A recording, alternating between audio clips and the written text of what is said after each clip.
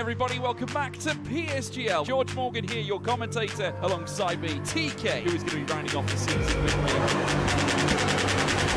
Down the inside, absolutely impossible scene. This is for the win between these two. I'm on the edge of my seat. He needs to get it done now. Blakey will dive to the inside. We're robust, we got our elbows out. Ronar takes the lead. Because here comes Alfie Butcher. Can't really complain with that one. It's not going to be easy. The pressure is on, of course. Yana Watmere is your champion. Okay. Well, good morning, good evening, and good afternoon, wherever any of you are joining us around the world. I'm a new face to Formula F4. Sorry, my name's Rio Harris. Alongside me, I'm pretty sure you've seen him before. We have Patrick Colwyn here. We're back again, but we wasn't together last week for F5 because of some lack of attendance. But we're here today for F4. Unfortunately, we've had to sacrifice F5 in terms of commentary. But we're here for the Emilia-Romagna Grand Prix, joined by myself, Rio Harris, and alongside me, Patrick. How are you doing, good sir? I am doing fantastic. Thank you, Rio. And it really has been a while since you and I have worked together because you did F5 solo last week and I got brought up to F3 to do Austria. So it's been a while, but we are back here working together, the dream team, the best combination of an American and a Brit that you could ever ask for. And we're here to cover this fantastic historical venue of Imola. Yeah, exactly. So, I mean, while we've got time to kill before drivers do end up readying up, I've been able to make shift something on the graphics. We can bring up the standings from the aftermath of the Red Bull Ring. If I bring it up here for you guys, Dennis Kamensky leads the way. Out of the 5 races we've had, he's won 3 out of the 5. In Silverstone, he didn't score. In terms of, we've had 3 different race winners. We've had obviously the Mercedes, the championship leader, Dennis Kamensky. He's got a 17-point lead. Patrick, he's got over a whole win's worth of points advantage. Yeah, that's pretty darn crazy if you ask me, Rio. But there's still a good amount of the season left to go, and we know how things can change over the course of the season. Just take a look at last year in real life Formula One. We thought that Oscar Piastri had that championship all but done, but then Lando Norris started coming into form, and Verstappen got within 2 points of getting his 5th title in a row. So while it looks pretty set in stone now, it is still a long way to go in this championship. Yeah, exactly. I mean, you look at drivers like in the Aston Martin, you've got Marcel Pabst, who is, 17 points back. But I mean, we're only halfway through the season. We still got 6 rounds to go if you include Imola today. So it is game on at the front of the field. You've got D'Amico as well, who's only 7 points back. And you've got Alex Lamas as well, who's only 1 point behind D'Amico, 8 points behind Marcel. So it is game on for the championship here. It ain't over till it's over. Like you rightly said, Verstappen got within touch and distance a gap which once stood at 104, brought down to 2 within just 1/2 of a season. Yes, I know there was 12 rounds, but that's besides the point. You've got drivers like you got even Santa Maria, who was a wild card. I mean, I don't think we'll be seeing him today. I believe he's actually currently racing. You've got drivers like Malimo as well, example, in the V car. But in Silverstone, he got pole position for this 4th. He didn't do China or Belgium. And then he got 9th in Spain and then 8th in Austria. He's a driver. Evidently, he can have his moments at Silverstone. You don't fluke a pole position, do you? Not at all. I mean, especially at some of these trickier tracks. And I think this is going to be probably a track where pole position is going to be so crucial here at Imola, because Imola is a bit of a paradoxical track, right? It is a wide track, but it feels really narrow as well. The overtaking opportunities are kind of few and far between. Battery management is also going to be a bit of a key factor. Not as tricky as some of the tracks we've had on the calendar. I mean, we started this season in Silverstone, which is the most egregious track aside from Jeddah for management, at least in my personal experience. I don't know if you've driven another track, Rio, that has had ridiculously rough energy management, but energy management is going to be a bit of a tricky one here. But I'm looking forward to it. Should be a fun one. Yeah, exactly that. I mean, I see drivers ready up in the lobby, so we'll quickly take you to the track. We'll take you to where we are racing here today. Welcome to the Emilia-Romagna circuit. 19 corners around this 4.9-kilometer circuit. The overtaking detection point is on the rundown towards the first of the two Ravazzas here. First corner is not really a corner, it's just on the straight. So turn 2 is your first proper corner of the circuit. Here you got obviously into the Tamburello chicanes, the Villeneuve, into maybe Acquamilarali, or if it makes you think daring, into the Valle Antialto. Remember back to 2022 where George Russell and Kevin Magnussen went side by side. You can overtake here, you just have to be very aggressive with it. Exactly. It's kind of it's interesting because this track, it's not as wide as the Red Bull Ring that we were at last week, but it also equally rewards aggression. I mean, another overtake that we can really talk about on this tricky track is the fact that Max Verstappen got that really good pass around Oscar Piastri in 2025 around the same venue. So, yeah. I mean, there's some good spots to get overtakes, but you really have to just lock it in and pretty much just, you got to commit to it. You got to commit to it. And we are 10 seconds away from jumping into the session, and we are going to get ready for one qualifying session and 32 laps around Imola. Yeah, exactly. I mean, if I just take you now to the screen, they've got the pre-race screen where you can still see our wonderful face, but you can also see the game as well. Well, there is a wonderful Patrick comment once again. But yeah, like you said, Imola pole position is going to be really, really crucial. Arguably the most crucial on the calendar. Like, where else are we racing this season? I've already forgot. Actually, while we're quickly loading in, let's have a quick little gander at the calendar. Let's just take a quick little 10-second gander. If we're going from what we've got left, Imola, Vegas, Mexico, Brazil, Bahrain, Texas. It's probably not the hardest one to say. Imola is probably the hardest one, isn't it? Well, Imola's probably the one you need to have the best qualifying in. Yeah, the other tracks do offer some good overtaking. I mean, Vegas, it's American Monza, and in my personal opinion, a little bit of a better track. Right. I know that's going to be a bit of a hot take, but, I mean, Mexico, good for overtaking. Brazil, probably the best track for overtaking. And that track is super wide, and it feels wide. And then Bahrain, a good classic. And then you have the Circuit of the Americas in Austin, Texas, a track that actually has its own theme park opening up in September. So there's a little bit of fun fact for you as we are here at the track, and we are awaiting for drivers to go ahead and get on their first push laps. Any bold predictions, Rio, on who do you think might be able to take this one? It's hard to bet in these types of leagues because of how close they always tend to be. Nice English. Tend to be. There we go. But, I mean, you can't discount the likes of Tom Wolfgram, Malimo as well, Racing Bulls, a man who has got a pole this season. Thomas Lamanon as well, another one. Alex Lamas, again, one of the contenders for the World Championship. But I mean, you can't. I find it hard to predict. But if I would probably have to completely guess. I'm going to say Italian heritage. D'Amico is going to grab pole. What about you, Patrick? Yeah, that's going to be an interesting one. D'Amico, he hasn't grabbed pole this season yet, but we'll have to see what he can do. I mean, it's never too late to grab a pole position. I mean, we're at one of Ferrari's home tracks, and actually, this is actually closer to V-Carb's home territory than it is to Ferrari. Another crazy fun fact for you. But, I mean, if I'm going to make a prediction, and knowing my luck, this is going to turn into a bit of a commentator's curse, but I'm going to actually go with Michael Kuzella, because Kuzella has been really strong. He had a bit of a tricky time in Madrid. That was the last time I witnessed him.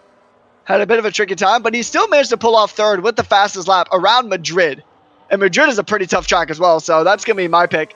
I was going to say the championship leader, but I mean, with how tight this field is, it would be pretty darn tricky to get 3 poles in a row. Yeah, exactly. I mean, I don't know if I'm being blind, but I can't actually see him on the timing tower, so I don't think our championship leader... I don't think he's here. Yeah, our championship leader's not here. Alexi Cabrera gets us underway for this qualifying session in the American outfitted Haas as he makes his way through towards the opening corner of the circuit, through the Tamburello chicane at absolutely chucking it all over the curves as he makes his way now down towards the Villeneuve chicane, where again you have to chuck it in. Remember to last year where Yuki Tsunoda had that airplane crash. Alexi Guevara over the track limits, and with our first run comes our first track limit invalidation. Thomas Laminen up next. Will he be able to do Villeneuve chicane in a clean condition? That he will. Michael Cazella has retired from the session. Potential qualifying ban, not too sure on that particular event. As we climb the hill, make our way down towards Piratella, Thomas Laminen should be able to want to set the benchmark here in qualifying, Patrick. I predicted Cuzella to get pole, and I think the prediction is not going to go well with that one. But yeah, I mean, there's going to be some really strong drivers coming here, and expect to see a lot of those invalidations. Although I have never covered this track with this current generation of car, but with the last generation of car, with the ground effect cars in 23, 24, and 25, there's always been a handful of track limit violations that hit. You carry a lot of momentum into so many of these corners, as Thomas Laminen will go ahead and take provisional pole in the Alpine, and Alessandro Finn will go ahead and jump up by 69 milliseconds. Yeah, a nice time. gap there to kick things off. Yeah, exactly. Adrian up next in the Red Bull car goes 0.4 of a second ahead of the entire field. A lovely lap time from the Oracle Red Bull Racing driver. We go to then Ken Fisher crossing the line for McLaren, goes to the front row, still 0.2 away from that fine we've seen so far. What about the man second in the World Championship? Goes up into the top 3 again, 2.5 away from the fastest time we've seen so far. One of 2 teams in their home race today, Jonas Orpel for the Racing Bulls team, crossing the line. Where can Jonas go? He goes second slowest of the current lap time so far. D'Amico up next in the Ferrari, crossing the line, goes to the top by just over 1/10 of a second. So the Ferraris finding the pace here so far in this qualifying session after just the opening 5 minutes here in qualifying. Tom Wolfgram up next, crossing the line, goes up into the top 3. Crossing the line, I believe, was then the Cadillac of Lammers to begin another lap in this qualifying session. Up next is, I believe, the Williams, I want to say, of Charpenter, who is going on for another hurrah in this qualifying session. Well, about 1 Ferrari's on pole. Where can Odino go across the line? Goes into the top 7 for the Scarlet Ferrari team as Alejandro Finn comes into the pit lane. Some pretty competitive times all across the board, aside from Neo Steens, who I definitely know that is not a representative lap time. That was definitely a secondary outlap. And I mean, if he would have got that time that he would have probably been up. He had a time that was about 9.5 seconds of improvement. So that would have put him roughly in between P5 and 6, but it was in an invalidation for track limits. So that time isn't going to go anywhere. Pierre Charpenter going to go ahead and give it another go as he makes his way through Aqua Minerale. He's going to go ahead and burn some boost, and I think he might have backed out of that one, maybe trying to generate some extra ERS for the next go-around, and yeah. Oh, well, it's interesting. He's swerving like he's trying to generate some extra heat into the tires, but I think he really is just trying to go for another push stop or just trying to come into the pits ASAP. As we'll see, he'll come into the pits. Yep, he's going to come into the pits, so this was a very quick in-lap. Alex Lamas in the Cadillac. Where is he going to go? He'll be the next driver to cross the line. And this is going to be a secondary outlap as we'll stick on board if we can with the Cadillac. 18 seconds off. I mean, I know the Cadillac in real life is the slowest car, but not that slow. As Alex Lamas is going to show us what the Cadillac really can do. Coming through Tamburello. Very nicely done. As he goes and makes his way through the rest of this high-speed Sector 1. Some very tricky corners. Now this corner up here, this turn 7 hairpin is the one where you could see a few invalidations. Not the most invalidation heavy spot on the track, as he will go ahead and burn his way up the hill as he gets ready to make his way into Aqua Minerale. And we're going to see what he can do. Going to be nice. It's kind of easy to get invalidations through here. Coming through the Variante Alta or Grassini chicane, which term you'll ever like to call it. This is the part where most people tend to invalidate because you can hit that curb aggressively and just rocket right over it like you're in a rally car. Now coming down to the Ravazzas. Good on the brakes. He will use a little bit of the curbing there. And he's going to go ahead and just burn all the ERS to the line. Let's see, where is the Cadillac going to go? Up into second place, 65 milliseconds away from the Ferrari of D'Amico. And that was a beautiful lap there from the Cadillac. Exactly, very good effort there from Alex Lammers. Meanwhile, Alexi Cavero as well was another one who set their first bad lap time in this qualifying session, or competitive lap time, 14.177 for the American outfit. Has currently sat in P11 and P15. Up first, I believe we'll have the Aston Martin of one of the contenders for the World Championship, Marcel Pabst, in the green machine. You've got D'Amico as well in the Scarlet Ferrari, who's third in the championship, currently sat at the top of the timing tower here. Thomas Laminin, I believe, is pushing on as he makes his way up towards Piratella, then flick it on in, put the power down on the run down towards Aquaminerali, where you saw the Cadillac absolutely attack it. Likewise, the same as Thomas Laminin, but has a massive tank slapper on the exit of Aquaminerali on the run down now towards the Valiante Alta. 2.5 tenths down, just over that actually, as he chucks it in over the bumps, I've got curbs and bumps mixed up in the same word.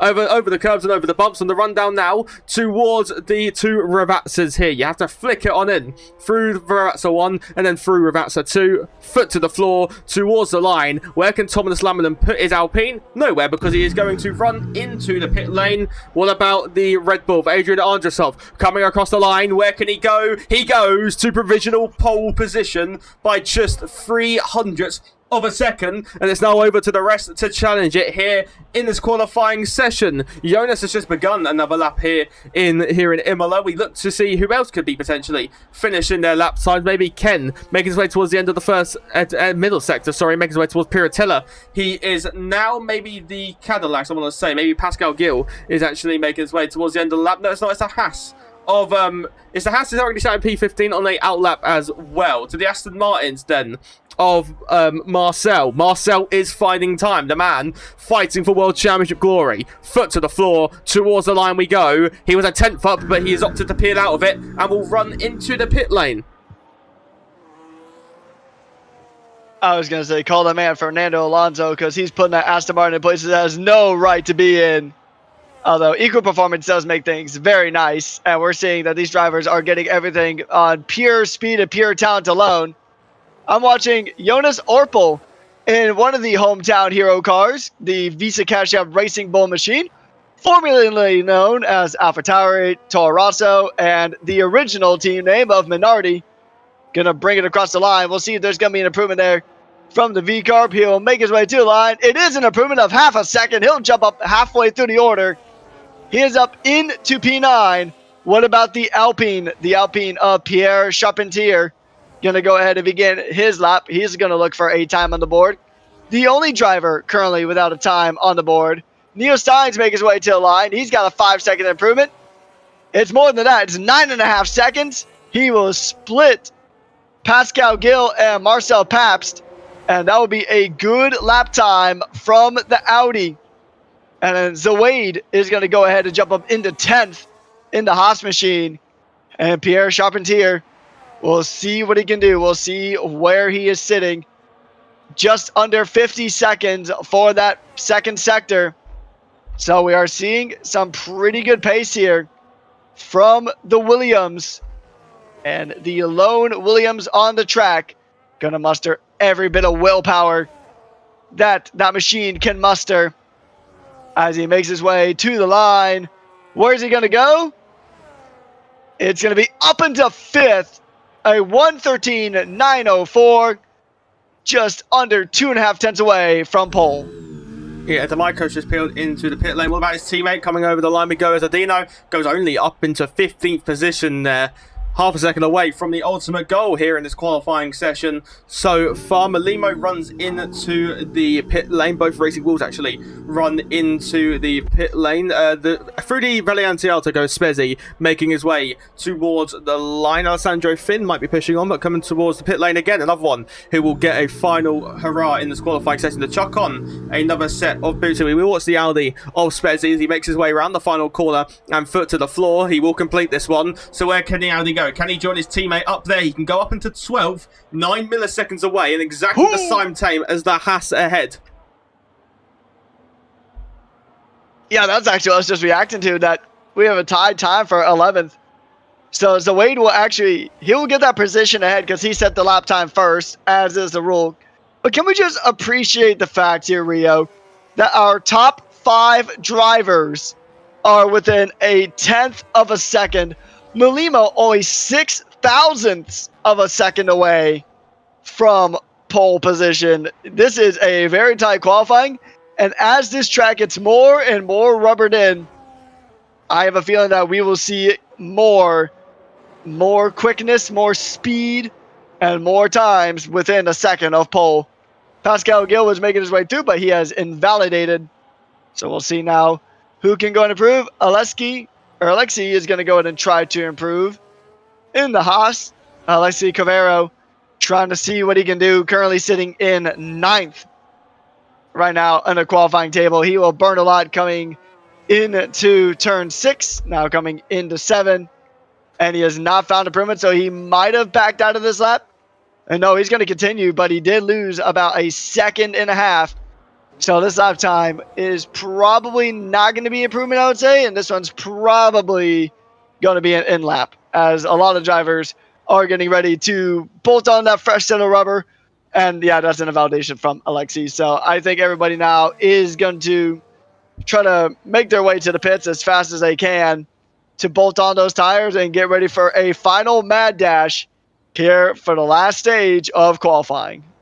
Yeah, over that, Marcel Paps, the man second in the World Championship, just slotted into the top 8 there, and he's only 2.5 tenths away from pole position, but he's currently set down in P8. 10th would put the man second in the championship. A 10th would put him up 2 positions here, but then 1/10 from Alex Lammers would put him from 5th to pole position, which I just find so incredible here in PCF4. It's just, the gaps are so minimal.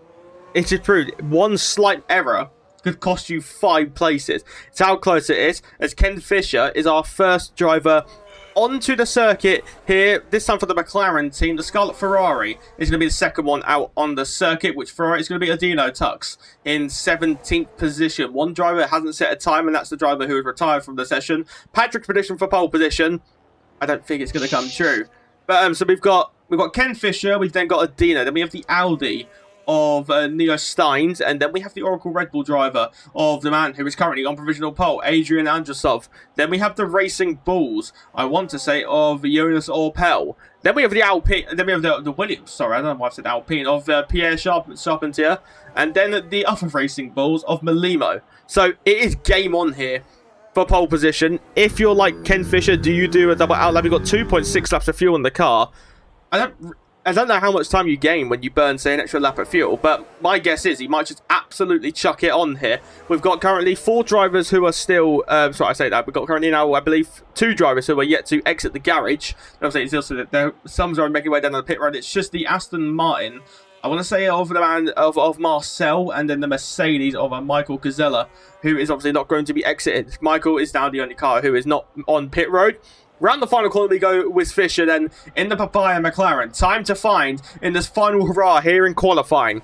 Down towards Tamburello, we will rise flat through turn number 1 before we make our way towards turn number 2. And Ken Fisher in the McLaren will have to go aggressive, will have to go all in to fight towards the front of the field. Absolutely chucking it over the curbs as we make our way now down towards Villeneuve and towards the Valiente Villeneuve. Then we chuck it in through the left, chuck it in through the right, foot to the floor, make our way now down towards turn number 7. A 10th already on their personal best as we make our way now climbing the hill down towards Piratello, I should say. It's Ken Fisher already a 10th up. That 10th is going to jump him to P7 in the timing tab. Surely time to find as you make our way now down towards Aqua Minerale, where you have to go all in here. I pressed the wrong button, I apologise.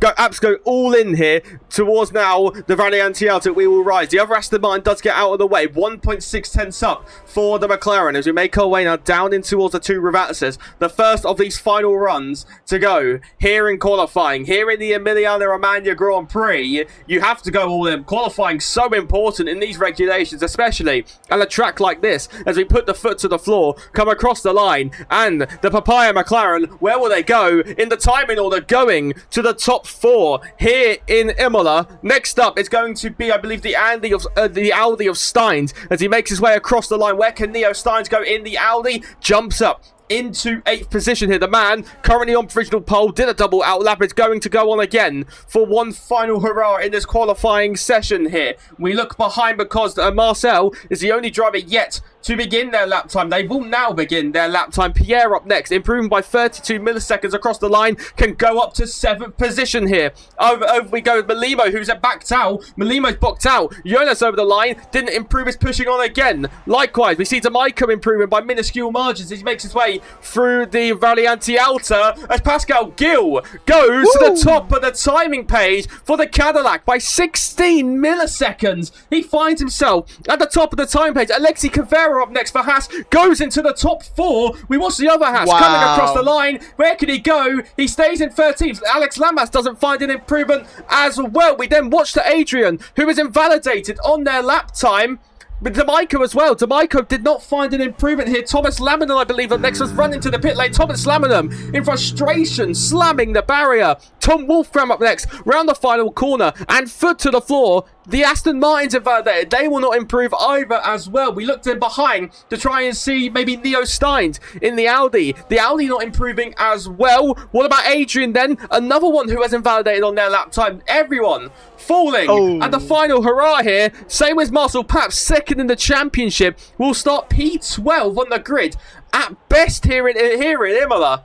Malimo was improving by a 10th, but has invalidated their time. Same, Alexi Cavero isn't invalidated, but isn't finding any lap time. We look behind to try and see anyone else who is improving. Pierre peels into the pit lane here. The Racing Bulls across the line, not finding time. We looked at the Haas and P15. No, it's not. It's the Cadillac. I can't find the Cadillac. It was the man on provisional pole who has peeled into the pit lane. And unless Alexi, or unless the other Haas are finding time, qualifying's done, Patrick. It's the Cadillac on pole by 16 milliseconds, and the top 7 split by under a 10th of a second. I was watching Odino, and he had a really good time, but he invalidated to Variante Alta. So, and he just, I've seen a lot of drivers here on those last runs just fall at that specific chicane. So that is, I mean, that's always a corner that will invalidate you 9 times out of 10. But that is qualifying in the books. And I mean, if this qualifying gap is anything to go by, we are set up for an exciting Emilia-Romagna Grand Prix here in PSGL PCF4. Pascal Gil ahead of Adrian Andrusov and Emolimo, and Alexi Cavero and D'Amico, Ken Fisher, Tom Wolfgram, Alex Lamas, Pierre Charpentier, Neo Steens, and then there's going to be Spezzi, Marcel Pabst, Alessandro Finn, Lucas, and then Zawadi, Jonas Opel, Odino, Tomas Laminate, and Michael Kuzella, who did not set a lap time, will round out your qualifying grid here at Imola. Yeah, what a qualifying it was here in Imola. I mean, like rightly mentioned, the top 7 split by 73 milliseconds. Patrick, when do you ever see that in qualifying? Almost never, because for those who don't know, my background, despite being an American, most of my background is in the Australian F1 scene, commentating for a handful of different leagues, and most times there's 7/10 between like the top half of the grid, not even considering 7/100ths of a second between the top 7. So, I mean, the gaps in general are just very crazy, and we are set for a spectacular showing at this racetrack.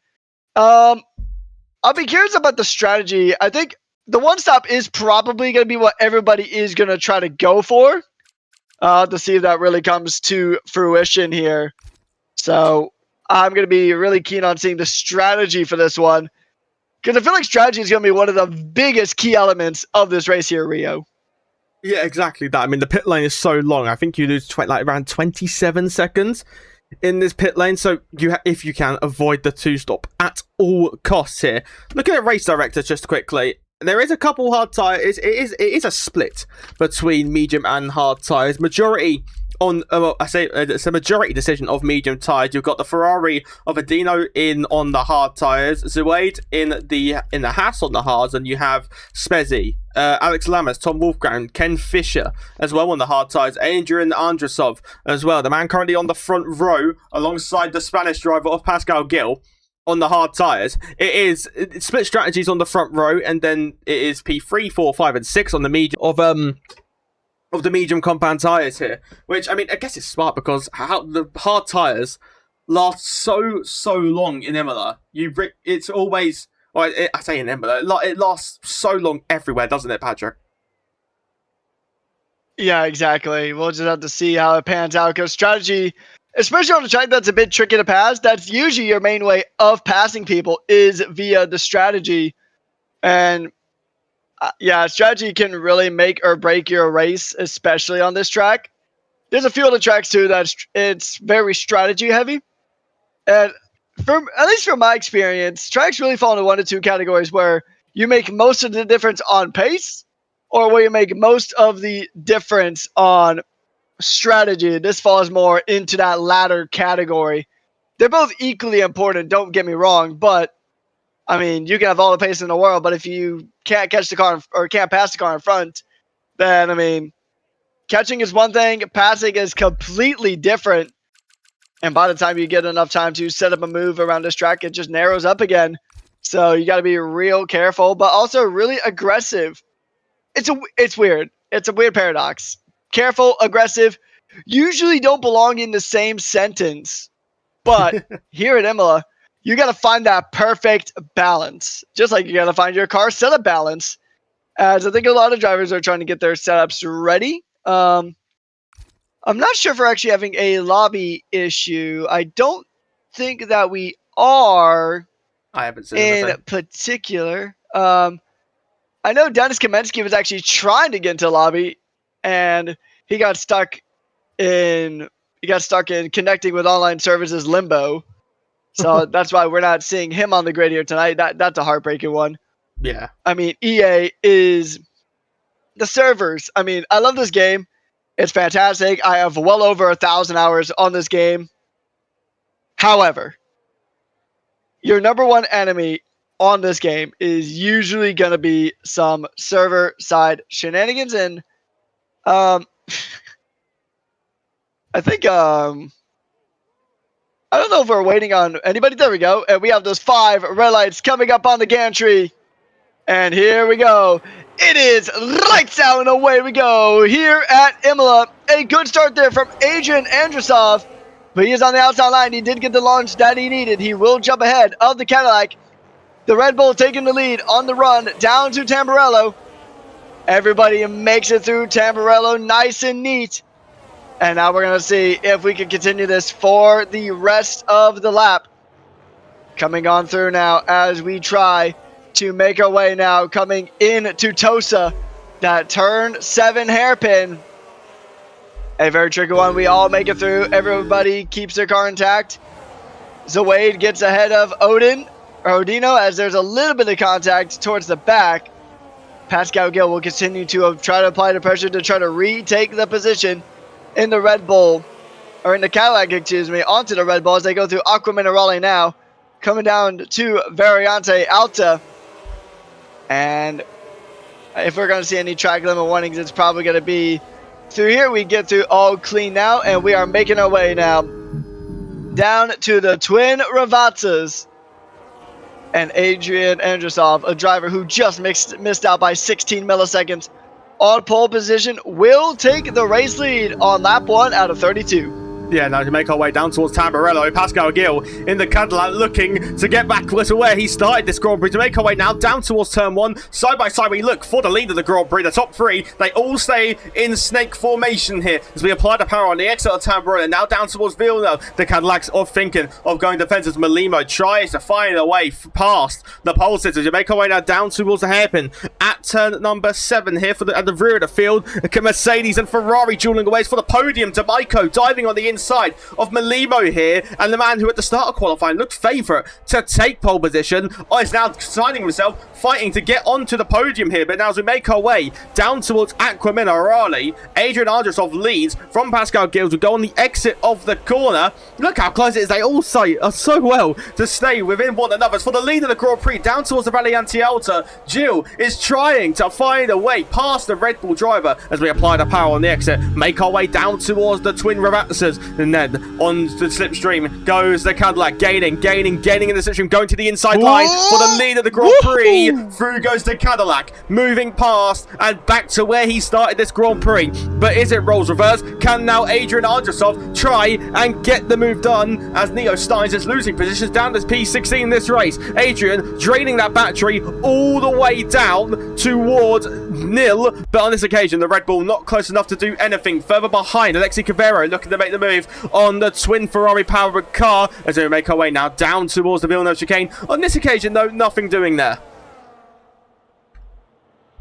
That was a good move there from Pascal Gil to get past getting past Adrian, as there's a little bit of shuffling around, a bit further back, and Michael Cazella got shuffled off into the gravel on the Villeneuve chicane, and he is going to be stuck in a bit of a battle here towards the back as they're going to go in and get shuffled around side by side now between the two as they will continue to fight their way through. And that is a Ferrari into the gravel there.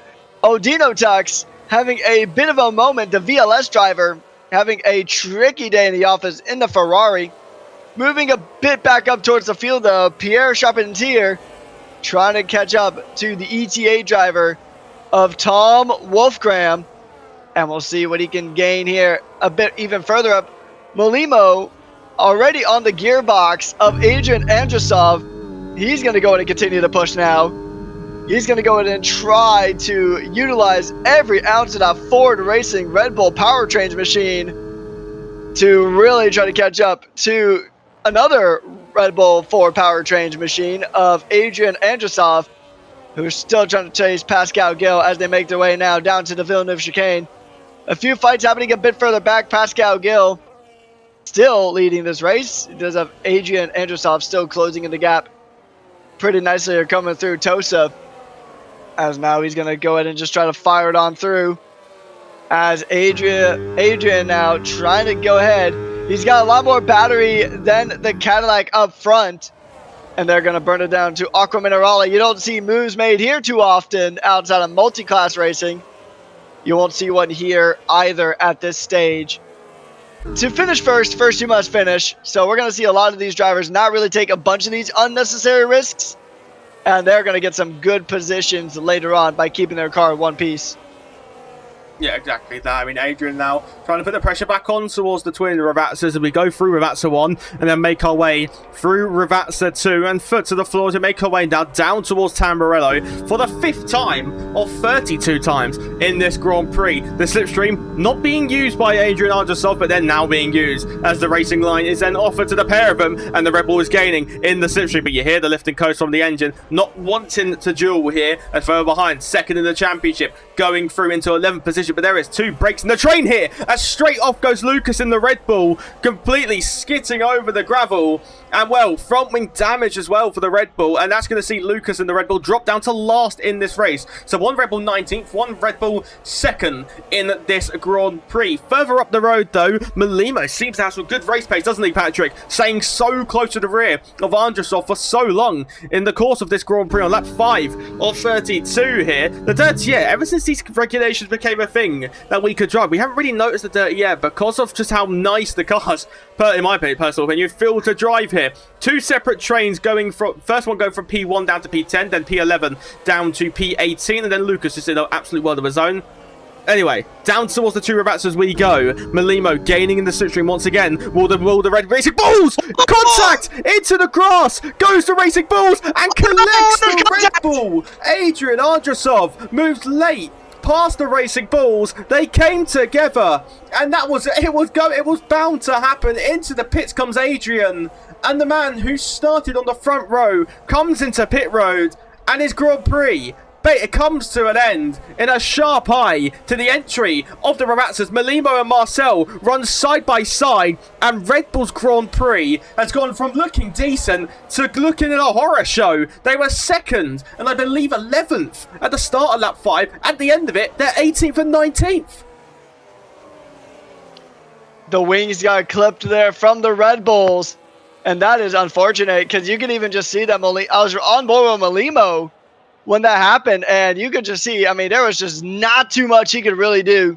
He was just a passenger just gliding across that gravel and just like a straight missile. Yeah, there was no missing that car one bit. But D'Amico, in that moment, because a lot about racing is just being in the right place at the right time, D'Amico actually has really caught up pretty handily to Pascal Gill. So the driver who is in the Ferrari at a home track for Ferrari, I mean, while one home team is not doing the greatest, the second home team is actually doing pretty all right for itself, all things considered. The Ferrari now trying to put every ounce of pace that it has towards getting the move done, but he doesn't want to burn out those tires too quickly, as the two TRT drivers just had a tough one here today in the Red Bulls. Everybody who's on the track, aside from Adrian Andrasov, is on the medium compound tire. So it's pretty much all mediums for now. Everybody on those 6-lap-old medium runners, as Ken Fisher now right on the gearbox of Alex Lamas.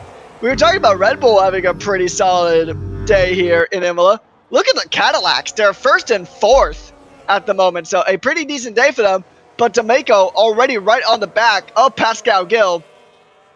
He's going to continue to apply the pressure to the newest team in Formula One. Ooh. And he's going to try, but he had the momentum going, but really just no room to make a move there on to Pascal Gill. It's going to be a tough one to get past Pascal Gill.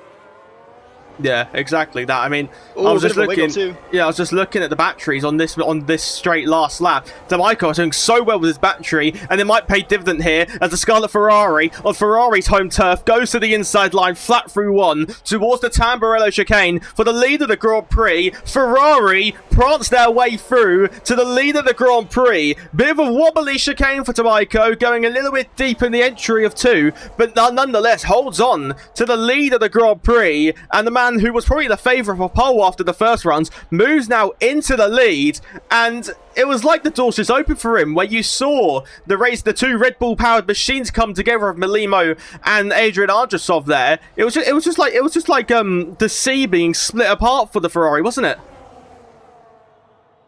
Yeah, the Red Sea has been parted, and through goes the Ferrari, and I mean, this is exactly what Ferrari needs. It's a bit of a mixed match day for them, really, because you got one driver in the lead of the Grand Prix ahead of Pascal Gill, and then you have the other one down in 15th. As Neo Staines has had a bit of a moment. He's dropped down several positions now in the Audi, and he has dropped back like at least 3 or 4 positions on the last one. Must have had a bad run coming to Variante Alta. Must have had a bit of a rough run there for Neo Staines, as he will continue to try to maybe make up some ground here, but jumping back to the front. Tumas Laminin and Neo Staines are going to make the pit stop. They might be going for the 2-stop here, because, I mean, what's it going to be, like 21 or no, not 21. It's going to be like what? I'm trying to do math here. 24, yeah, thank you. It's going to be about 24 laps on that set of hards. That's going to be a long way to take them. Doable, yeah, but it's going to be tough. Yeah, exactly. Ken Fisher put the Cadillac of Alex Lamas under pressure in towards turn number 7. We go through Piratello on the rundown now towards Ackerman O'Reilly, where Fisher in the Papaya McLaren. One McLaren currently P12, the other in 5th. So McLaren gets decent points here. As it stands at the moment, D'Amico will be jumping up only 8 points away from for the lead of the World Drivers' Championship. So the championship leader missing this race, it has made it game on in the World Championship. And if D'Amico or if Marcel can have a decent race with Dennis Kaminsky missing today, it is a golden opportunity for the Ferrari, for the Aston Martin, to claw some points back. Marcel was probably one who would be needing this the most, only being 17 points away. You would think he would need it. As into pit lane comes your race leader, speaking of him. D'Amico, Alexi Cavero, both peel into pit road. It's now a Cadillac 1 and 2. Never heard that before in 2026. This is probably to try and defend from the undercut potentially set by Thomas Laminen, but I don't think Laminen and Steins were close enough to do anything about it here as they make their way trundling down the pit lane. It's just such an age here because there's your line to put the power down. You can see the safety car parked up just behind these drivers. We put the foot to the floor, and yeah, D'Amico and Alexi Cavero will be miles clear of those 2 cars behind. In the pit lane was Marcel Paps and Michael Cazella as well. Mercedes, that's a 2 Mercedes power car, but I completely forgot Aston went to Honda power.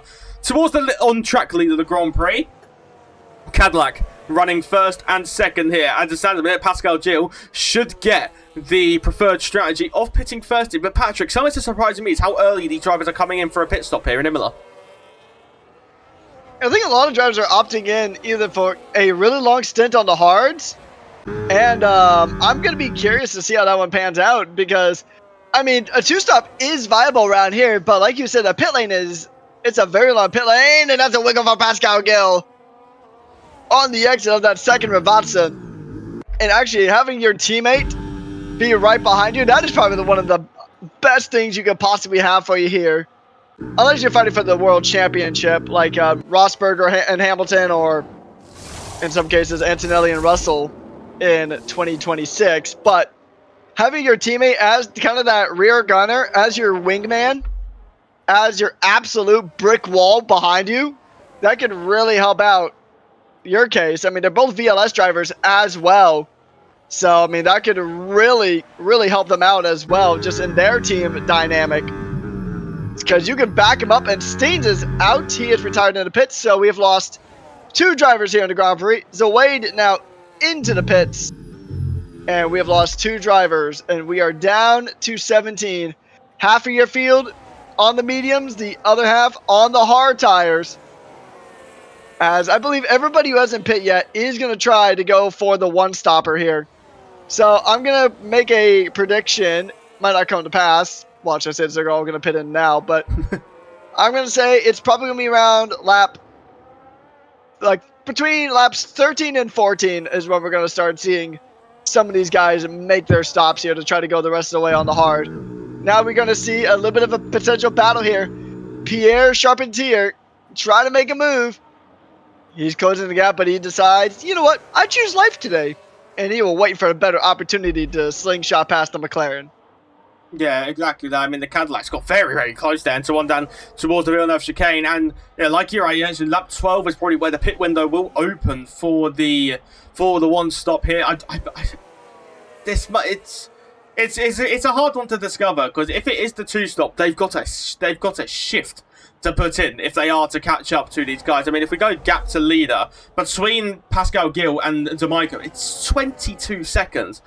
I don't think a 2-stop is going to give you a 22-second advantage in terms of full race trim here. As the Cadillacs go side by side on the rundown towards the Valley Antielta. Pascal Gil defending their teammate. Mistake by the race leader here. The pole sitter making a mistake as Lamas bumping all over the curbs here. Little bit of a wiggle there for Lamas as they make their way down in towards Ravazza 1. And the 2 teammates go side by side. Inside for Lamas, outside for Gil. And Lamas will move into the lead of the Emilia-Romagna Grand Prix. And that will give him the preferred strategy as Lamas now runs into the pit lane. The new top 3 all continue on here. If we look behind to D'Amico, we need to see where he comes out in comparison to all of these. How big is the gap here? Dino as well as someone someone who has fallen quite the way away, but is trying to build that offset to work his way back into the course of context in this Grand Prix.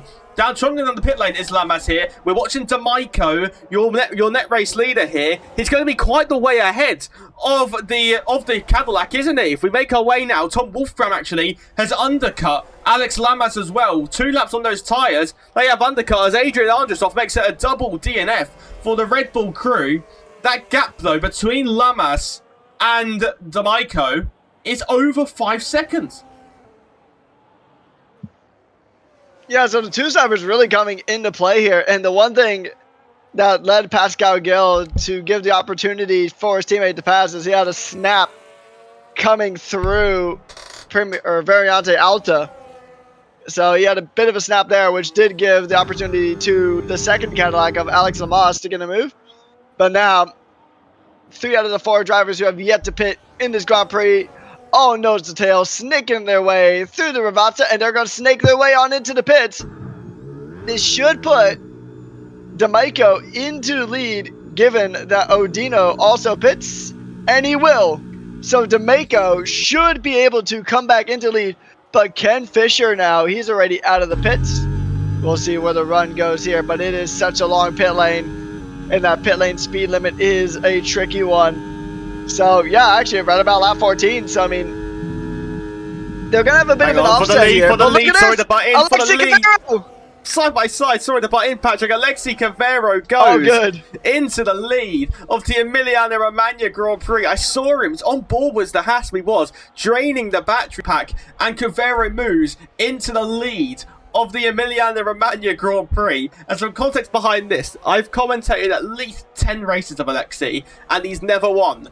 Can he break the curse of when I commentate him, he wins the Grand Prix, as behind Pascal Gill is making the moves here, and, well, pitting that lap later has lost him some time, hasn't it? He's got a lot. He's got, what, 3-4 cars between himself and his teammate Alex Lamas. Down towards the twin Ravazzas here. The McLaren looking down the inside on the Racing Bulls here. Through goes Fisher to get into 9th position. And then Pierre Charpentier as well gets past Malimo. And Malimo losing a handful of positions in a matter of corners. As for the lead, D'Amico goes back through and gets that Ferrari back up to where the Tifosi will much appreciate it. Pascal Gill as well making moves. Thomas Laminen's been passed now on the oldest tyres of the entire field is Laminen. 6 laps on those hard tyres already. He's going to have to take a lot of care of them, Patrick. Yeah, he's going to have to, because, I mean, otherwise you're going to be in a really extremely rough situation. As we're going to see here, we're going to see Ken Fisher now try to put some pressure on to Thomas Laminen, and that is going to be an easy pass. Just using the battery coming now, getting ready for Aqua Minerale, and I mean, he made that pass look like he was just passing a Formula 2 car.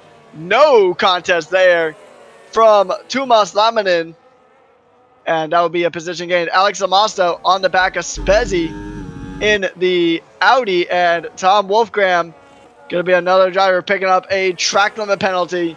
Wolfgram's got one, Malimo's got one, Cuzella's got one.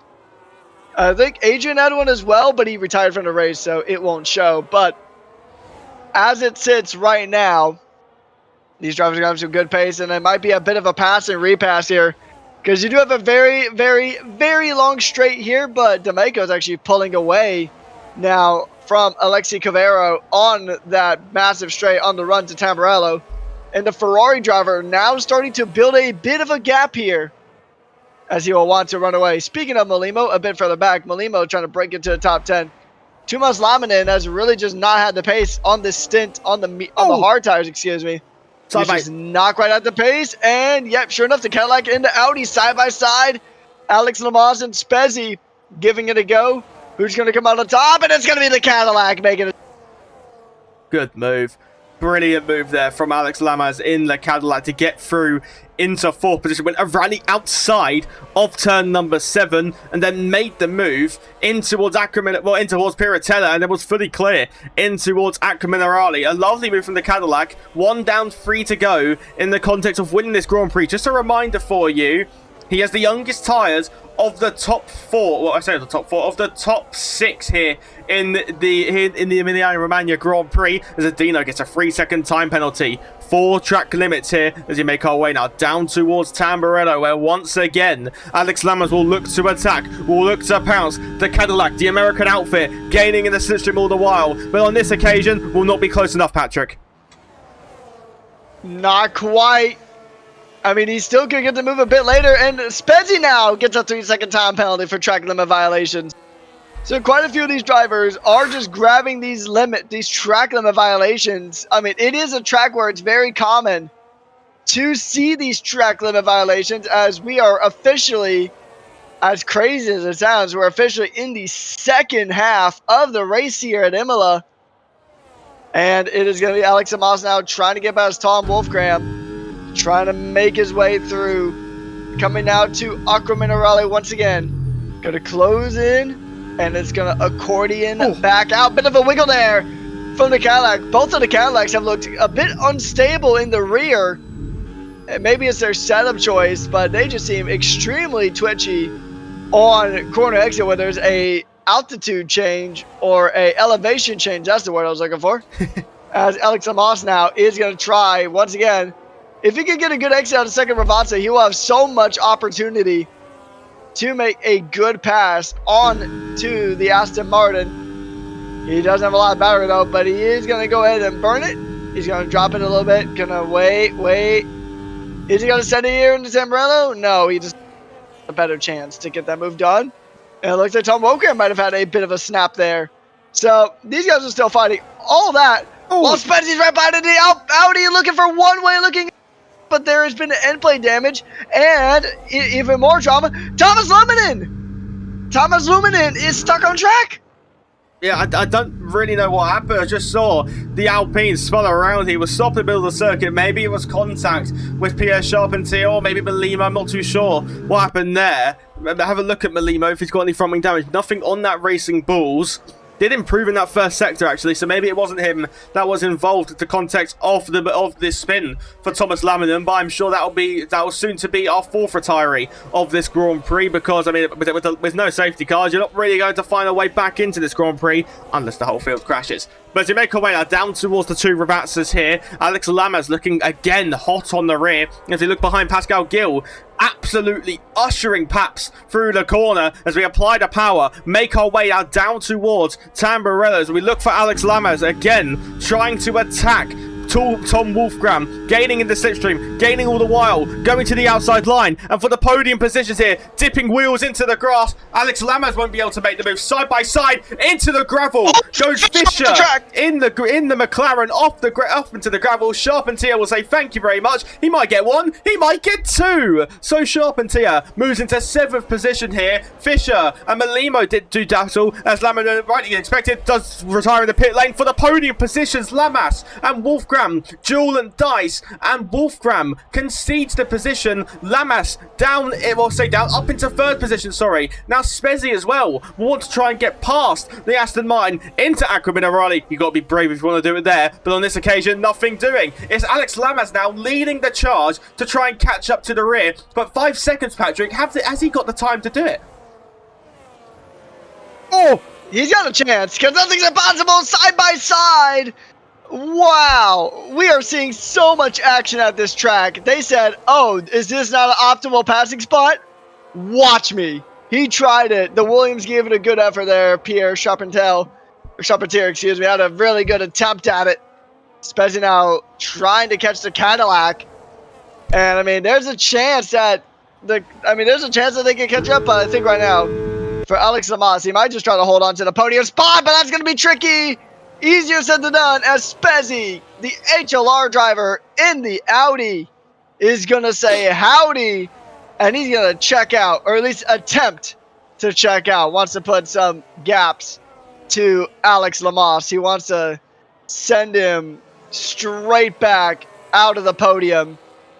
And the Cadillac is going to give it a go here, trying to show that American muscle in that Cadillac, despite it being a Ferrari powertrain until about 2029 or so. But Alex Lamas going to try now to find any sort of opportunity to get the repass. And one way to do it is to stay close. And that's a Mercedes. Ooh. A Mercedes has had a moment. That is going to be Michael Kuzella, who has now lost a left side end plate. So much drama happening in this one. Insanity. Yeah, exactly that. Spezzy leads this train. Leads this absolute monstrosity of a train here. As we head round Ravatsa 2 and put our foot to the floor. Lamas with a little tank slapper on the exit of the corner as we make our way now down in towards Tamburello. Once again, they have to work together if they want any hope of catching up. But the 2-lap offset and the 3-lap offset for Spezzy and for Lamas, I don't really think it's doing that much as Cazella comes to the pit lane, probably going to retire. There we go. Another, our 5th retiree of this Grand Prix, Tom Wolfgram, putting the pressure back on Lamas as we make our way towards the Villeneuve chicane. On this occasion, Wolfgram will sit in behind Lamas as we make our way now down through turn 7 with this train that goes from P3 all the way down to P10, further behind Charpentier, going wheel to wheel with the Cadillac of Gill as we climb the hill in towards Piratella. Pascal Gill in the Cadillac will be able to hold on to 6th position. The Cadillacs, who seem to have such great pace, that at the minute they're only looking at what, if you include the penalties, 3rd and 4th? Yeah, about 3rd and 4th, yeah. That's about where they're going to sit. But, I mean, still a pretty decent points haul. Yeah. All things considered. I mean, it's still going to be a very tricky... I mean, it's going to be tricky to make up anything further. But, I mean, you're still going to get some pretty darn good points off of that. As I'm going to just do some investigative journalism just to find where the... Just try to see exactly how many points they're going to gain from that. So, just taking a quick look, they would gain 18 points as a team right now. And I know we talked about the driver standings, but in the constructor standings right now, Cadillac could really use this. They're in 2nd place, about 24 points back from Mercedes. And here's the thing, though. Mercedes is scoring a big fat 0 this race. So this is a huge chance for Cadillac in the constructors as Molimo will now get a 3-second time penalty. Alessandro Finn also joining the penalty club. And, I mean, there's still a lot of racing to go. Alexi Cavero hasn't made any moves yet onto D'Amico, but he has kept it within that 1-second gap crucially. He has crucially kept it within that 1 second, so he'll continue getting that blue overtake boost mode. As jumping back to the little train we got here from 3rd all the way down to 10th as they will continue to make their way through. Nobody really trying to shape up for a move yet. This is definitely more the management stage of the race. As soon as I said that, we're going to see somebody absolutely just send a absolute Hail Mary in the 4th quarter of the Super Bowl. As Alex Amos trying to maybe find something. He might have an opportunity to retake the podium. He's shaping up for it, but he decides to back out of it. Yeah, the gap's now come down by a second between Spezzi and Cavero, so they're now finding the time in the final 10 laps of this Grand Prix. I believe 1 or 2 laps ago, the gap was 5.7. It's now 5.0 now, so that gap's gone up by another 1/10 of a second as we rotate it through turn number 7 here. Ken Fisher still hot on the rear of Pascal Gill in the Cadillac, and Pierre Charpentier has done well to get himself in between Gill and Tom Wolfgram as well. So to make our way downhill towards Acrominerali once again, I'm surprised with the action we've seen. There's been no bold move in towards Acrominerali, but surely on the final lap, if the offer's there, surely someone goes for it. It's Alex Lamas. Look at that, just absolutely ushering Spezzi through the corner. They've lost 0.4 of a second on this lap to Cavero, and this early pit stop from D'Amico and Cavero is telling me, Patrick, that maybe going on lap 9, lap 10 is actually the faster strategy. I mean, also, to be fair, they've had some pretty good pace all night long, right? But also, you gotta remember that these drivers have been fighting tooth and nail. And as you're fighting tooth and nail, you're not going to be saving your tires as much as the front two are, as Spezzi goes on the defense to hold off Alex Lamas there. These drivers are fighting, so these tires, even though physically they are younger, but in lap count, look at the Williams. Sorry, look at the Williams trying to make a move there. Pierre Charpentier getting extraordinarily punchy, going to the Villeneuve chicane. He tried it. He tried to will his way into the top 5. And there is nothing yet that will give him that position. But now Wolfgram has got to He was trying to chase down this battle for the third, but I think now his attention is going to be just all in his mirrors as he continues to maybe find something, and that might have been a move into Variante Alta from Alex Lamas. Not quite yet, but I'm sensing a risky move coming up here soon from the Cadillac. Yeah, this is throwing away a Sharp and Tia. Goes side-by-side contact between the Aston Martin of Wolfgang. I believe the rear end of Alex Lamas as we apply the power now. Sharp and Tia making the moves here, slowly edging his way closer to a podium with Pascal Gill. Now looking to make the move on Wolfgram as he make our way down towards Tamburello for the podium as well. It's side-by-side between Lamas and Spezzi, wheel-to-wheel. They back out of it. Wolfgram and Gill run side-by-side, and the Aston Martin will be able to hold on to 6th position, but for how much longer? Gill gaining in the slipstream, looking for the inside into Villeneuve. On this occasion, it's bold to go side by side for it. It's even bolder to go for a dive bomb into it. What about into turn 7 though? On this occasion, they will all stay line astern, but Alex Lamas maybe starting to get a bit frustrated here, knowing that Pierre Charpentier on those younger tyres, it's only a lap, but a lap in a 50% race, Patrick, is so crucial. Surely the pressure is going to be mounting now because Charpentier is looking really good for a podium here for Williams. It's looking very optimistic for a podium here. We have less than 10 laps to go in the Emilia-Romagna Grand Prix here at Imola. And look at this. He's already trying to punch his way through, trying to get past Alex Lamas. If he can get past Alex here, then that is a podium shot right there. Because Spezzi's got the 3 second. So that will drop him down some spots as he has a bit of a wiggle coming through Ravazza. And now they're going to have the drag race now down this massive straight. He's going to go in and try to reel them on in. But they build that battery. But look at this. Lamas trying to go for the move on the inside of Tamburello. And the Cadillac's going to do it, but they're side by side. Inside becomes outside. And they get turns all the way around. Alex Lamas back in the podium spots. But look at this. Another Cadillac getting really punchy here. Trying to go into the move for the Villeneuve chicane. Pascal Gill gave it a go. He gave it the old college try, but nothing yet against Tom Wolfgram. Action happening left, right, center, north, east, south, west, you name it. There's a move happening on this racetrack. And a race that has been kind of notorious over the years for being a bit of a procession. I mean, this has been anything but here tonight. Tom Wolfgram still now trying to get one on to Pierre Charpentier as Pascal Gill right behind. Ken Fisher has inserted himself into this competition. He wants a piece of this fight.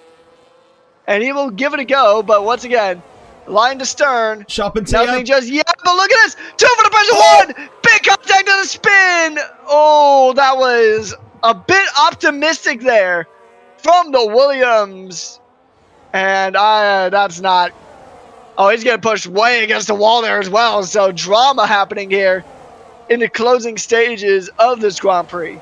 Yeah, as they make our way down towards Tamburello, side by side between Fisher and between Charpentier, and a set podium based on his pace seems to be absolutely out the window now, and Pascal Gill has lost out to Tom Wolfgram as well. So it was fair enough to go on the inside of the Cadillac, but then just went too deep on the brakes, went into the side pod, I believe. Oh, sorry, no, Alex Lamas got actually ahead of Spezzi, maybe went to the side of Spezzi, so Charpentier is now front wing damaged, the end plate missing on that left, on the right side of his front wing, so he's going to have to do it all now to try and hold these cars back. He's now staring at a 10th place finish here. It is now Alex Lamas, who's got 2 cars with penalties in between himself and his teammate Pascal Gill, so Cadillac, who seemed to be struggling at the current phase of the Grand Prix, now looks back to be set on for a very decent P3, P4. Yeah, I mean, if this race keeps going the way it is, then Cadillac's control the point, as Odino Tux is going to grab a 3-second penalty as well. So these drivers are really just giving it a good old effort here. They're trying their best. Because, I mean, as crazy as it sounds, we're pretty much already going to be in the second half of the season once we wrap up here today at Imola. So, I mean, you only got 5 more races left to go, and it's going to be all to play for. It's Ken Fisher now, right up on the back of the Cadillac. Almost, I think there might have even been contact between the Papaya machine and the Cadillac. And we'll see now if there could be any sort of a maneuver there to get something done here. Ken Fisher trying to look one way, look another. But as these drivers keep on fighting, we have about 5 laps to go here in this Grand Prix. D'Amico and Alexi Covero have really just checked out, and they're really just minding their own business here. They're 2 stablemates, 2 FBR drivers, and they are just, I mean, they're not really going to do anything risky until the final couple of laps. That's really how it's going to go, and probably even the last lap is what we're going to expect a battle from them. However, we don't have to wait that long as Pierre Charpentier is going to go ahead and grab a penalty. But look at this. Spezzi around the outside, trying to make a move, coming just in before the Ravazza. Trying to make a move around the outside of Ravazza is a bold move. It's a move that is not for the faint of heart, but he gave it a go, and it didn't work out great, but didn't work out bad either. So kind of a neutral gain on that one with 4 to go. Yeah, it's a doable move without a shadow of a doubt as we go side by side again for third on the road. And Spezzi sails all the way around the outside of Tamburello. Switch back from Lamas though on the exit of Tamburello. Run down towards Villeneuve where Lamas again looking to duel and dice with the Audi. The Audi gets back through into third position in this race here. So it is game on for P3 on the road as we look for behind Fisher running side by side with Pascal Gill in their Cadillac and the McLaren censored blood, sensing a chance to make up positions here. And something you were saying about, you say we after this race, we're technically already in the second half of the season, because it's 11 rounds, obviously we're round 6. When we go into the second half of this race, we're technically after, when it was lap 16, 17, technically that was the halfway point of the season. Maths is mathing. Oh yeah, you're right. I miscounted. I forgot Silverstone happened. Yeah, we are actually. This is the exact halfway point. We're going to be we're already well and truly in the second half of the season. Things are getting extremely tight in the championships for both the drivers and the constructors. So they're going to have to fight for every fiber of their being to try to maximize the results. Charpentier's in the pits, and that might be hit the day of the Williams. Yeah, the day of the Williams is done. So we are down to 13 drivers. We have started with 19. We have lost 6. We've lost 6 drivers here as we're on the final 3 laps of the Emilia-Romagna Grand Prix. The race that was formerly known as the San Marino Grand Prix. And we're going to see now where somebody is going to try to go for a move. It might be Ken Fisher thinking about a move again on the Pascal Gill. They're going to try everything, aren't they? As that is Pierre Charpentier having left the session. So, I mean, his day was done, unfortunately. He had some good pace in the Williams. So, truly unfortunate to see his day really come to that premature end. But this is going to be a good fight between these drivers as they make their way through. Alex Amad to the Audi into Variante Alta. Nothing just yet between them. And they will give it their all here as they make their way through.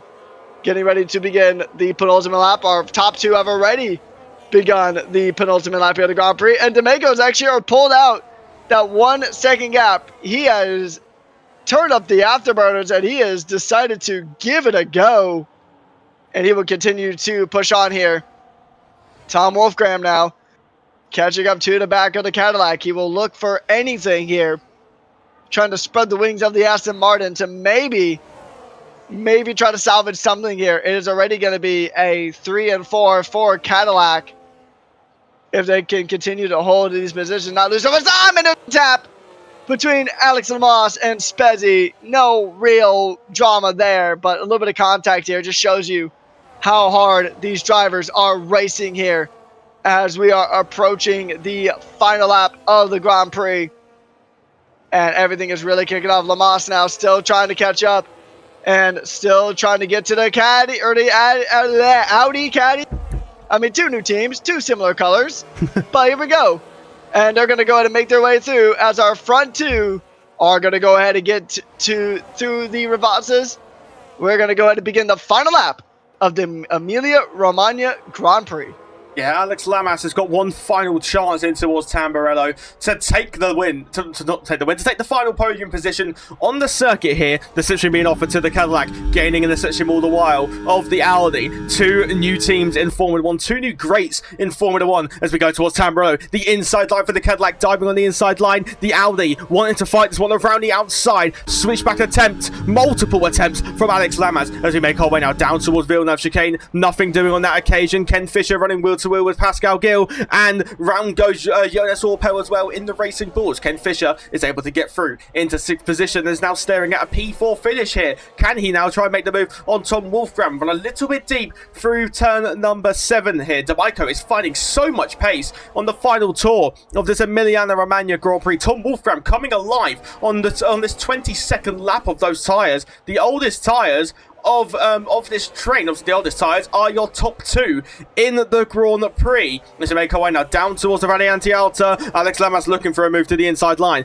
but on this occasion, nothing doing there. Towards the front of the field, though, on home turf, Scarlet Ferrari prance their way. Exit of the second Ravazza, and in Imola, Scarlet Ferrari, the skies are red because D'Amico wins the Emiliana Romagna Grand Prix. Alexi Cavero in second. Towards the line, Spezzi takes P3, but Alex Lamas for Cadillac will get the podium ahead of Ken Fisher, Pascal Gill, Marcel, second in the championship, gets 6th. I didn't really get to see the rest, but Patrick, what a Grand Prix that was in Imola, a track which people despise really for racing. That did not disappoint at all.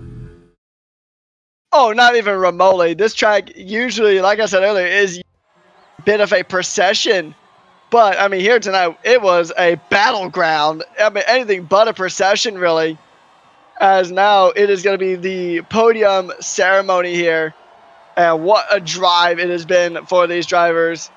Ferrari winning on home turf, the only bit of home turf they get this season, as we do not have Mons on the calendar. But that was a glorious run there from the Ferraris as the podium celebration is well and truly underway. And we're going to go ahead and see the superlatives here, as I like to call them. It is red in the superlatives as well. Most overtakes goes to Odino, fast lap Marcel, and clearance driver is Wade. As we run through your finishing order, D'Amico ahead of Alexi Cavero, Alex Lamas, Ken Fisher, Pascal Gill, rounding out your top 5. Marcel Paps, Spezzi, Tom Wolfgram, Zawadi, Jonas Orpel, Molimo, and then Alessandro Finn, Odino Tex, and that is going to be the end of our finishers that we lost. Pierre Charpentier, Michael Kazella, Tuomas Lamadin, Adrian Androsov, Neo Steins, and Lucas SL, rounding out your field here tonight. What a race it has been, man. Oh, I'm out of breath after that one. I don't know about you. Yeah, exactly. I mean, superb racing. I mean, we saw so many moves. I'm quite sad we didn't see any Acromilla Raleigh, really, because it would have been fun. As Patrick is drinking a caffeinated drink, he is clearly tired. Me too, but I don't have one. But anyway, nonetheless, we can see it was such a spectacular Grand Prix, and well, I mean, who would you give driver of the day?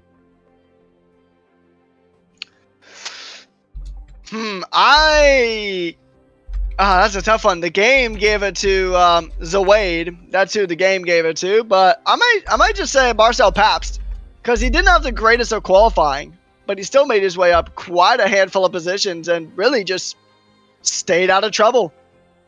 Another one could be obviously the race winner, because he made that strategy work out so well. And I think you might have predicted this one, Mr. Rio, because you are wearing the Ferrari shirt, so I think you might have just willed this one into existence. Well, I started pointing out I'm used to football. I'm used to badges being there because of football shirt, so I did that twice. But yeah, I've got a theme, haven't I? I've done it in F5 a lot. I've won the race, the shirt of the eventual winner here. I'm just trying to see if anyone wants interviews, but I can't see anyone in the waiting room. But nonetheless, as we await that, Patrick, I mean, yeah, I'm going to give my driver of the day to... you can guess from where I pointed. While we await to see if anyone would want an interview, if we just pop over to... If we have a look at the remaining calendar for the remaining races, Imola's done. We're officially past the halfway point of this season here. And then we will head next week to Viva Las Vegas for a duel down in the entertainment capital of the world. We then head to Mexico City, where again, in the high land of Mexico City, because I think it's the circuit where it has the where in terms of highest altitude, I think it is.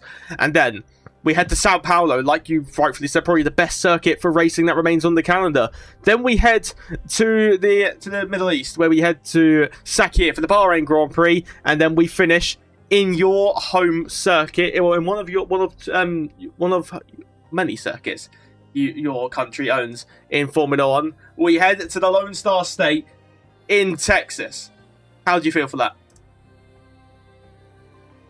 I mean, it's going to be a great one. It's pretty much all certified bangers coming up. I mean, Vegas, you're going to see a lot of duels down the strip. You'll see a lot of drivers gamble on strategy in one of the capitals of gambling in the United States, probably the main hotspot for that. Mexico, the mile-high track, the atmosphere around Mexico is fantastic. Same with Brazil. Bahrain's always a good one, although I still think we need the 2020 layout of Sakhir. And then yes, Texas, one of my 3 home tracks. I mean, I am planning something for COTA, so that one's going to be fun. I do plan on bringing a cowboy hat for when we do COTA. Unfortunately, we don't get my actual home track of Miami, so hopefully we'll see it next season. Yeah, exactly that. I mean, I can't wait for Texas. Right, Texas is an absolutely phenomenal circuit, but yeah, it's just. Hang on, it's just one that provides Grand Prix action here. Marcel Paps just said, can anyone have an interview? I mean, if he wants it, he can get it.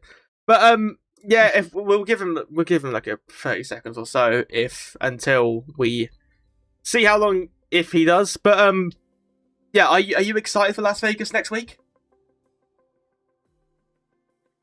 Vegas is probably one of my favorite tracks on the calendar. It is a fantastic track. It's a simple track. Not a lot of difficulty there like there is here in Imola. But there's overtaking opportunities pretty much everywhere on the racetrack. So, I mean, especially seeing the duels down the strip. And surprisingly, it's not terrible for energy management. I mean, it's better than some tracks. There's definitely better tracks. Like Singapore, Monaco, Bahrain, even to an extent, is pretty good on the energy management front. But overall, it's a pretty fun track, and I'm looking forward to it next week. Yeah, exactly. So am I. I mean, it's going to be a game. Who can use their battery longer? That's what Vegas is, ladies and gentlemen. But yeah, I got taking away the memes of this. Yeah, it should be a fun race. Something I did want to highlight, which I kind of forgot to say during the comms. That crash that we saw at the start, I believe, between Andrasov and I forgot the other driver, but it highlights one of the danger points in the regulation, doesn't it, from the overspeed? I think we saw it in Suzuka in real life with Behrman and Colapinto. It's something the drivers have to watch out for, isn't it, with the battery? Yeah, I mean, that one was also just because he was... I mean, once you get into that gravel, you pretty much just glide your way across. You're not going to stop too well on the gravel in-game compared to real life, so you're just going to slide across, and you really just become a passenger at that point. Just a really unfortunate situation to really find yourself in, but that's racing. Yeah, exactly that. I mean, I don't think we've got anyone else joining us for the interviews today, but nonetheless, Imola did not disappoint whatsoever. If you want to know what happened in F5, don't ask me, I have no idea. But yeah, what happened in F4? Spectacular. What a... Oh, that's something. That's oh my god. Okay, I've read something in chat. Anyway, Imola did not disappoint. I hope the other tiers as well were pretty good action. Everyone that joined us on the YouTube here, if you haven't already, like and subscribe. What are you doing? If you haven't, you've just witnessed that race, and if you haven't subscribed, you do what Patrick's doing. Press the button. But yeah, you've been joined by me, Ria Harris, joined by Patrick Coleman. The F5 duo stepped up to F4 today, and well, pretty glad we did, aren't we? Because it was an absolute spectacle race. But we head to Vegas in a week's time, and well, thank you for tuning in. But from me and Patrick, ciao adios. We'll see you in the entertainment capital of the world. Bye-bye.